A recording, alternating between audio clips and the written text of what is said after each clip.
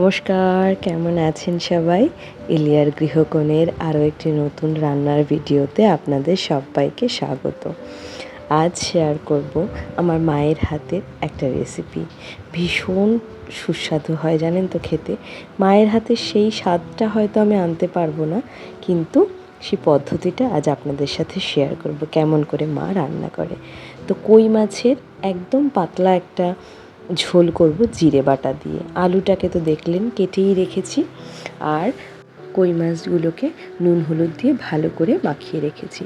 আসলে বাড়িতে গেছিলাম জানেন তো, আমার শরীর খারাপ হওয়ার পর থেকে না সব রকম মাছ আমি খেতে পারছিলাম না।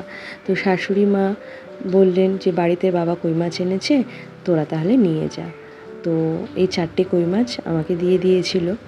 তো ভাবলাম কি করব এই পাতলা ঝোলটাই তখন মাথায় আসলো যে করে ফেলি। বেশি মশলাদার খাবারও ভালো লাগছে না তাই।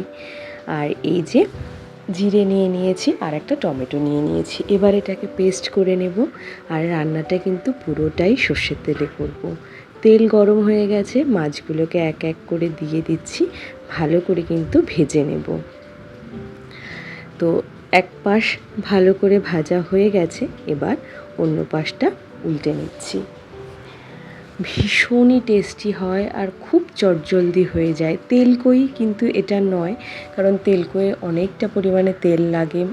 তো যেহেতু শরীরটা একটু জাস্ট খারাপের পরে আর কি ভালো হয়েছে, সেই জন্য অল্প তেলেই রান্নাটা করব।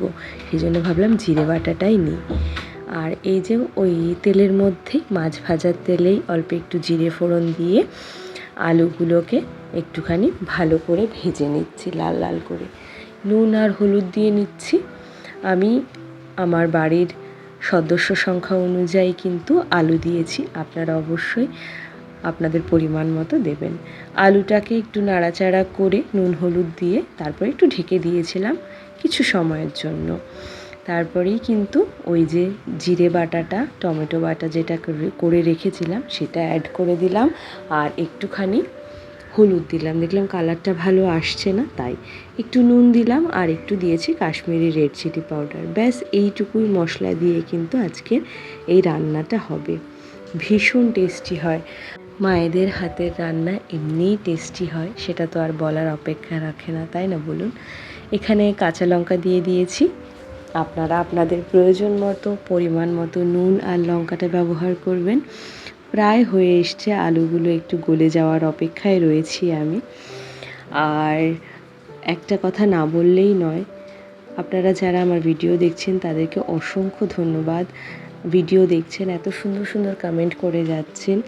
আর নতুন যে বন্ধুরা আমার ভিডিও দেখছেন তাদেরকে বলছি, যদি আমার চ্যানেলটা এখন সাবস্ক্রাইব না করে থাকেন, সাবস্ক্রাইব করে একটু বেল আইকনটা প্রেস করে দেবেন। আরও একটা কথা আপনাদের রিকোয়েস্ট করছি, পুরো ভিডিওটা দেখবেন, একটু ছোট্ট করে লাইক করে যাবেন।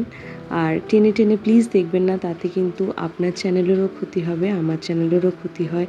অথবা অল্প একটু শুরু করলাম, বাদ দিয়ে চলে গেলাম, আর দেখলাম না একটা কমেন্ট করে, এটাও প্লিজ করবেন না। হাতে একটুখানি সময় নিয়ে দেখবেন। খুব বড় একটা ভিডিও আমি দিই না, খুব কমই দিই। যাই হোক, কথা বলতে বলতে দেখুন মশলা কিন্তু কষে গেছে। আমি কিন্তু উষ্ণ গরম জল দিয়েছি। জলটা ফুটে উঠলে একটু ঢাকা দিয়ে রেখেছিলাম আলুটাকে একটু গলে যাওয়ার জন্য।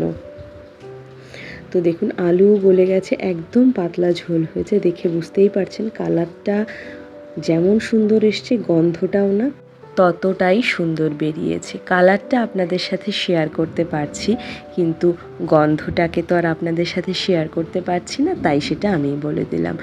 তো মায়ের হাতের একদম পাতলা কই মাছের ঝোল জিরে বাটা দিয়ে ইজ রেডি টু সার্ভ। তো চলুন, আজ এই রেসিপিটা কেমন লাগলো অবশ্যই কিন্তু আমাকে জানাবেন। ভীষণ সুন্দর হয়েছিল কিন্তু খেতে, যেহেতু আমি পরে ভয়েস ওভার দিচ্ছি তাই আপনাদেরকে বলতে পারলাম।